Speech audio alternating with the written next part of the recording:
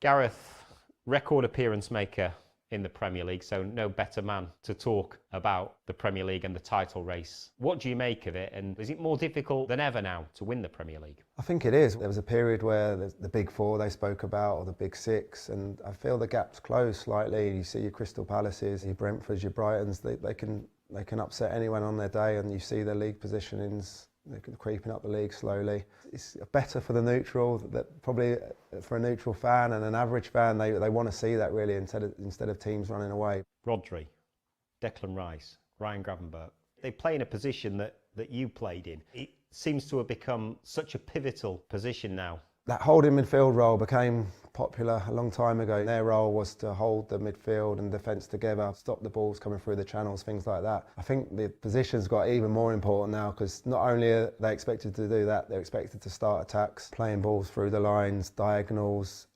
create assists as well. And you're seeing that from the players you've named. They're scoring big goals as well. They're all helping the team going forward as well as defensively, and that's why I think it possibly is one of the most important roles on the pitch now. Did we see that with Rodri winning the Ballon d'Or?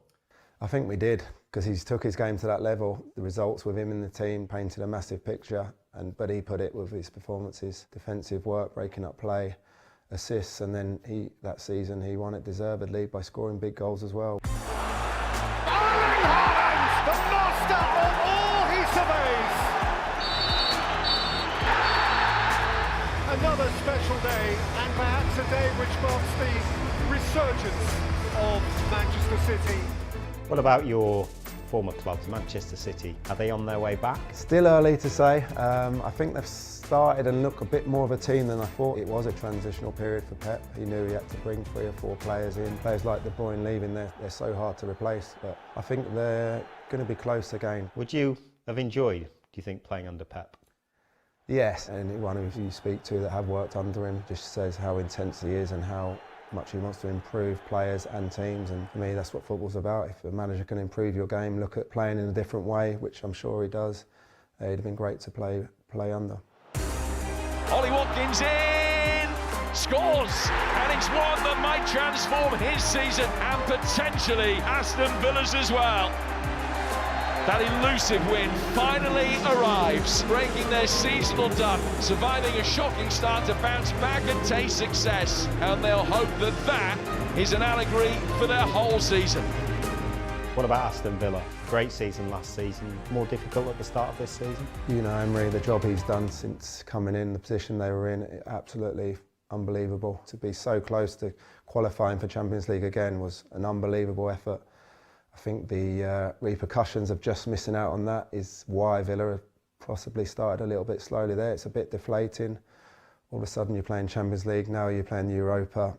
A bit of financial fair play. I'm not too sure about how deep that's affected the club, but you're losing players like Rashford, Asensio.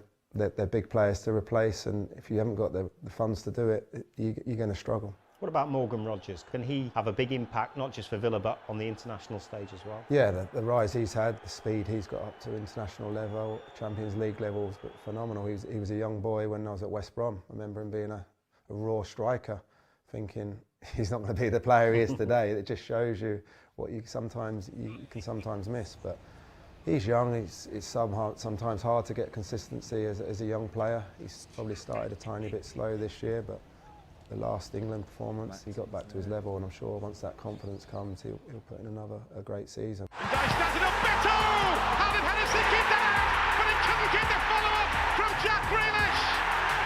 Everton floor the flawless. A huge moment for Jack Grealish. Jack Grealish, another player who was fantastic at Villa, went to Manchester City, won the treble.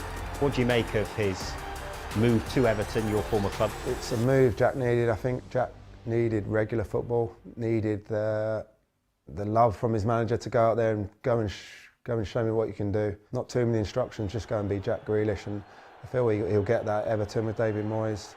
Having played with the Everton fans, they'll back him, they'll get right behind him, and if Jack does what he does, he will have a great season. He's already started well. I'm sure he can improve on that as well.